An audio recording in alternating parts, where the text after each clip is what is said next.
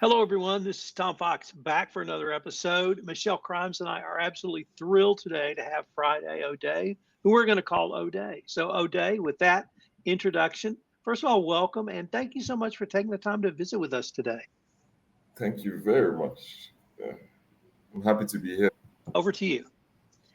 So, I guess one of the first things that we will talk about is sort of what it is that you're working on, and the whole reason for our podcast, which is talking about accountability, compliance in Africa. And so, tell us a little bit about you, what it is that you do over at Accountability Lab. Thank you very much for the tea. I work as the country director for the Nigerian Office for Accountability Lab, trying to support our programs, fundraise, as well as creating impactful programs in the Nigerian vicinity, because one of the things we face here is issues of lack of accountability, lack of integrity. And one of the things I love about the lab basically is also trying to find positive ways and creative ways in which we can address some of these issues that we tackle down at the grassroots, and both with the government and citizens. Well, that's really interesting to hear sort of what you do with Accountability Lab. I know that your organization has partnered with the organization that I'm with, which is the Center for International Private Enterprise, or CIPE. And so I think it would be interesting for our listeners to know a little bit about how you foster accountability, how do you work on transparency, sort of what are some of the approaches that you've taken to working on this issue of corporate governance. Yes, the accountability lab, like I mentioned, we are more like a translocal network, and key to us is also seeing how we support active citizens, responsible leaders, and support accountable institutions as well, both within and without government, meaning working with government or the private or corporate sector. For us, focusing on fostering accountability, transparency, and corporate governance, we do this through innovative approaches. We have what we call accountability lab campaigns, and both we have two key programs under Accountability Lab campaigns, which focuses on young people and also the government officials. One of them is called the Integrity Icon, which names and fails government officials doing the right thing, people who display honesty, people who have the capacity and skills to push for open governance in a way that ensures citizens are beneficiaries of the dividends of democracy, as the case may be. On the other side of another creative approach we look is how we want to shape norms or change behaviors with using music as a tool. So we support young music artists in creative ways to actually create songs that are directed and targeted at citizens, to also shape how they think and how they enjoy music in one way, and how they also get to enjoy the messaging through music the other way. Through these innovative approaches, we also see where we can also build knowledge build capacity for government officials, as well as community engagement down to the grassroots.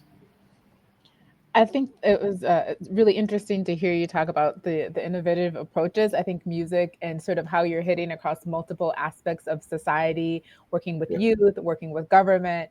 But I also know that you're working with the private sector. So I'd like to talk about business integrity a little bit and accountability. But before we get to that, maybe we could tell the listeners what it is and how you understand accountability. What does that mean to you? And why is it so critical?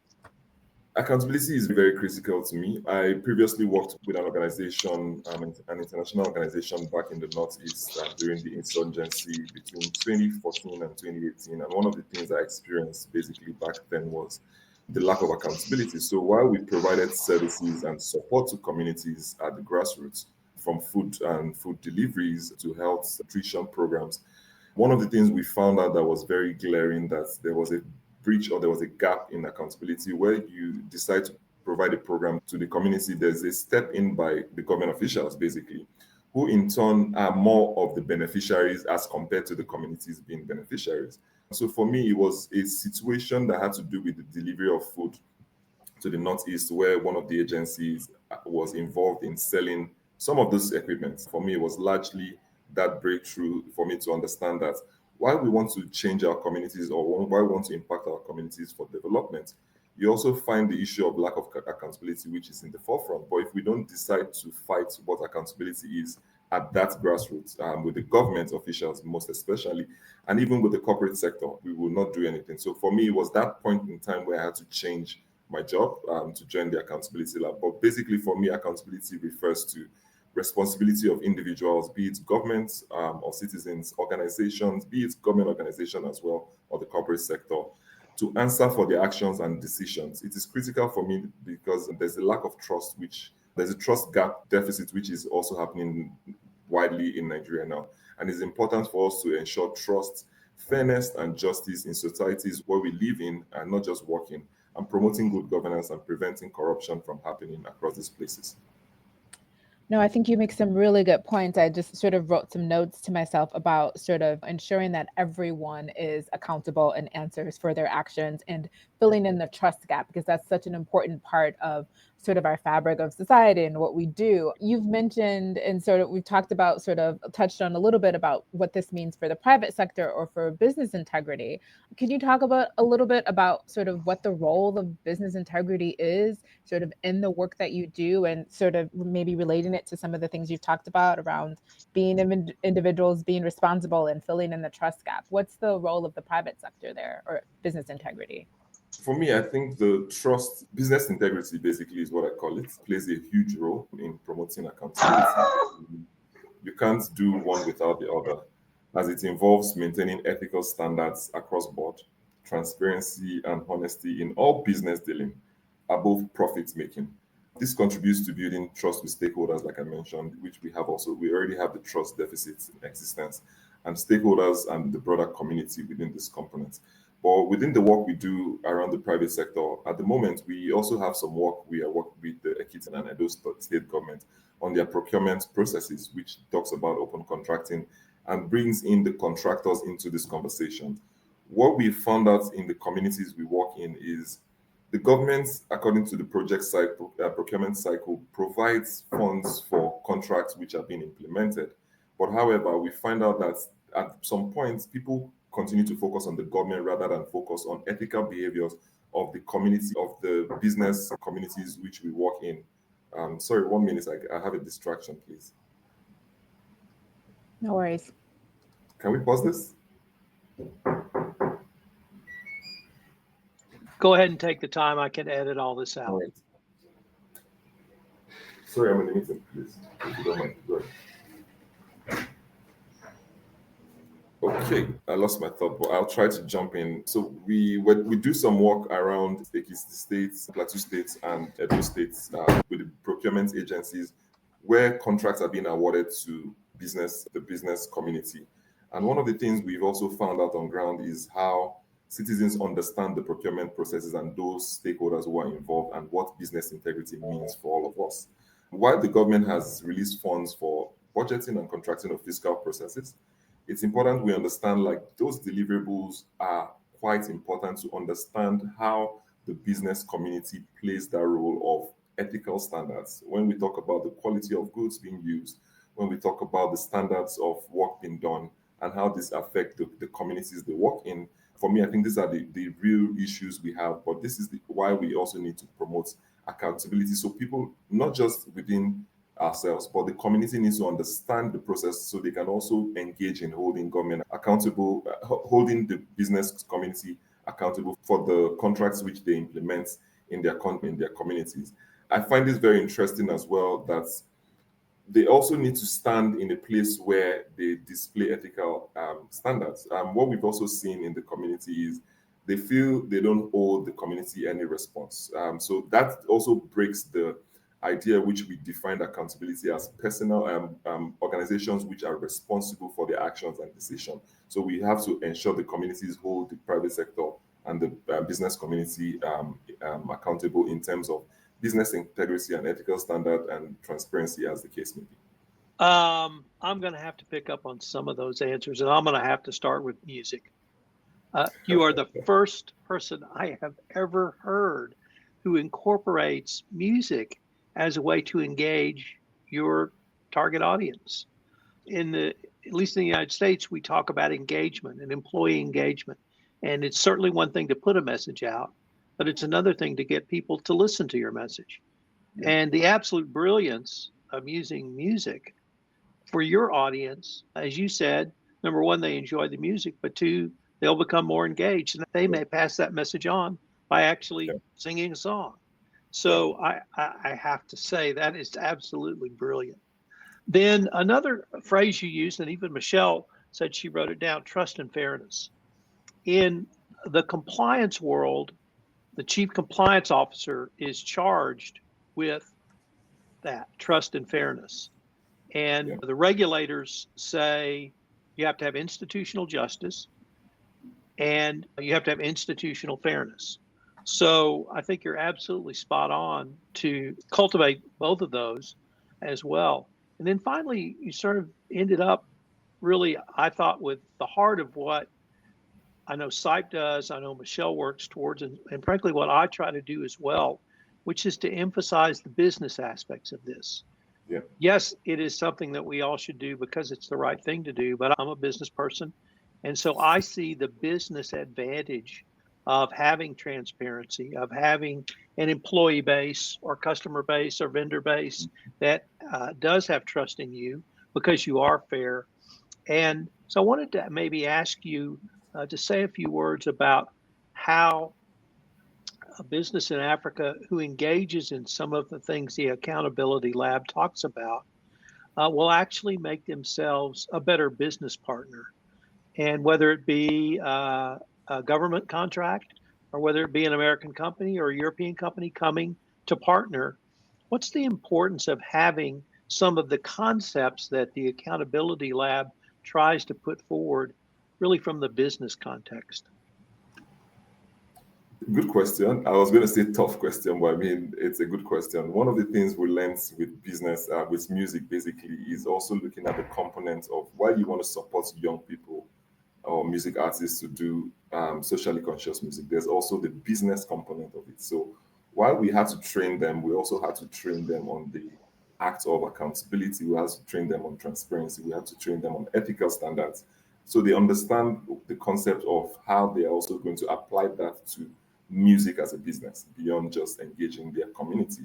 But however, with the lab, one of the things we look at building coalitions, like-minded individuals and business by creating networks, partnerships, and collaborative initiatives, which shares a commitment to accountability and transparency. But in the other part of it, ethics and compliance programs makes companies more attractive for investment by demonstrating a commitment to ethical business practices.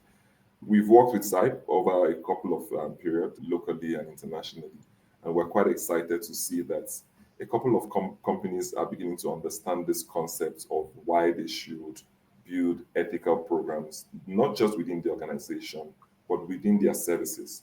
We see a lot of companies who focus largely on profit making. But in the situation of profit making, it's important you also understand how you are able to manage ethical standards, which are very topmost on the list for businesses.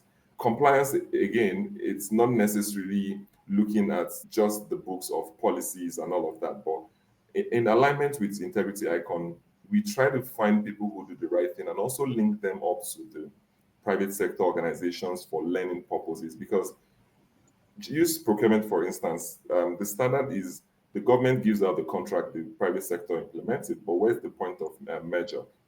Beyond corruption, it's also looking at compliance and ethics as ethics first as a priority in the work we do. So ethics first for us is on top of our list to see that we're helping businesses through the engagements of, for instance, the states, this Ekiti states, Plateau states, Edo states, and the contractors who are involved in all of this to go through knowledge building sessions, capacity building sessions, which deals with some of these issues in concerns that reduces risk associated with corruption, enhancing overall corporate reputation, and also, as well as also plugging in what gender responsive businesses looks like in all of this.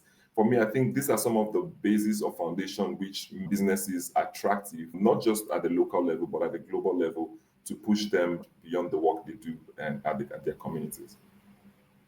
You mentioned this coalition a couple of times. Could you maybe tell us, is it across multiple countries? Is it within your country? How is the coalition itself built out?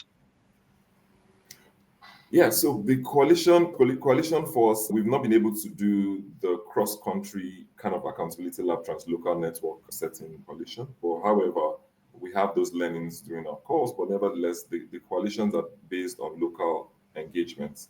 Once we get into communities and have our workshops or have conversations with the government or the private sector, we begin to build stakeholders across the mapping which we've done to understand access. So one of the things we look around is that helps us with coalition is access. Once you're able to get access and officials of government and private sector organization or businesses that are ready to engage with you, it gives us that platform to begin to continue the conversation and introduce parties who are aligned across different stakeholders together.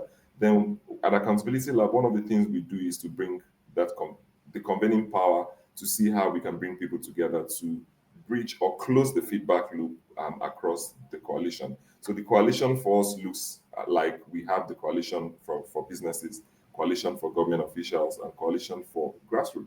There's another room which we have created to see that these people sit in the room together to help us understand what are their challenges and how we can move forward, to have those discussions at roundtables and help us move forward on policies that needs to be reviewed or impact that needs to be made, or even human rights concerns in the communities where they work in, or people who they serve on some of the complaints or feedback which we have.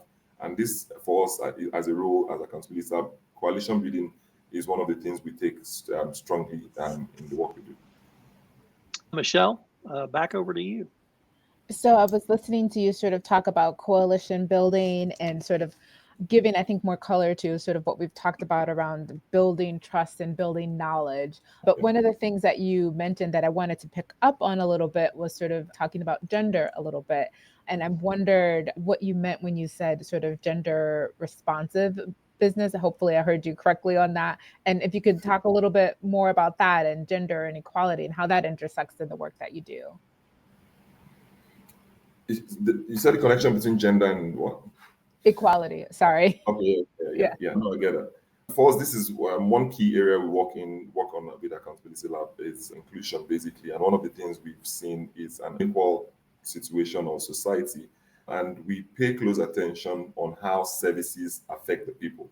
Talking about persons with disabilities, talking about women, talking about young people. One key thing we've also found out with all the procurement agencies we work in, and most of the contracts being awarded by government, is all male-owned businesses or male-led businesses, which for us is a big concern, huge concern. So when decisions are being made at that level of businesses, it always tilts towards a male-dominated space and doesn't take into consideration how this affects persons with disabilities, women, or young people. I'll give you an instance with one of the work we did with the Persons with Disability Commission in Abuja. Most of the engagements looked at contractors who have taken up projects to set up to develop buildings in the Federal Capital Territory, but don't take into consideration on how this affects persons with disability accessing those buildings. So sometimes you find out buildings are made without ramps or lifts. Bathrooms are not filled with sanitary pad for women in terms of all of that. Even in public places, the construction is done in a way that it tilts towards men. But we're saying across our work as well, the standard and the engagement we have with government officials, we're also tilting towards gender equality becoming very critical as it ensures that all individuals, regardless of gender, have equal opportunities, access, and rights. And this contributes to creating a fair and inclusive society, which help us enhance economic growth. There's a value to economic growth as well, which we're still studying. But sometimes you get into this room and you're trying to convince government to change their policies, and they're trying to tell you their own side of things. But it's still that about enhancing economic growth by supporting gender responsive businesses across board. I think thank you for sort of talking about it a little more. I think one of the things that I really focus on in my work a lot, and it's of course what we do through Ethics First, and it's what CIPE does in general, is really this idea of economic inclusion and ensuring that you can set up a system wherein everyone has the opportunity to participate, right? And I could see the challenges sometimes that you might have of convincing others that this is really important, but we know over time that it is a key component to ensuring, honestly, accountability in a lot of ways, right? Ensuring that everyone has the same chance, and then also ensuring that everyone has the opportunity to participate. You've really touched on so many things, from music, youth, inclusion. We've talked about how you build coalition and the work that you do. I wonder if there's really anything else that you want to add or that you want to have as part of the conversation that we haven't touched on. For me, I think it's very essential that we make governance work for people, and the role of the business community is very vital, that we need to bring them into the forefront. Accountability Lab's work has been designed across government and citizens engagement over the past, but we're beginning to understand the value of where the business community comes into all of this conversation and the role they play to ensuring that we have a stronger democracy. By ensuring and encouraging them, we are still building and improving on our coalition engagement with them, more around different sectors, from oil and gas to the economy general, to lands, to manufacturing. It's a wide space, and we are trying to work through that through some of the associations which are on ground. But for me, I think ensuring and encouraging ethical behavior and using ethics first, which is one of the tools which we have found very useful in linking to our work with integrity icons, stands a huge chance for us to continue this engagement across board. And by promoting transparency and also ensuring that collaboration is at the forefront of organizations who also pay attention to human rights concerns while they also do business. It's important to make profits in those processes, but for us, it's also ensuring governance work by making sure citizens' benefits across board is first on your priority before before profits. But this also contributes, for me, to positive change, which we all want to see, and sustainable development across board. Odeh, unfortunately, we are near the end of our time for this episode, but before we leave, I wanted to ask you if our listeners wanted any more information on yourself or your work in the accountability labs, what might be the best place or places for them to go? You can reach us on our website, www.accountabilitylab.org. Otherwise, I'm also available on LinkedIn as Odeh Friday with Accountability Lab. It's really easier that way for them to reach us. But on behalf of Michele and CIPE, I wanted to thank you for taking the time to visit with us. This has been a great podcast, and frankly, I'm looking forward to continuing this conversation. Thank you very much, Thank you. Tom. Thank you very much, Michele. Thank you.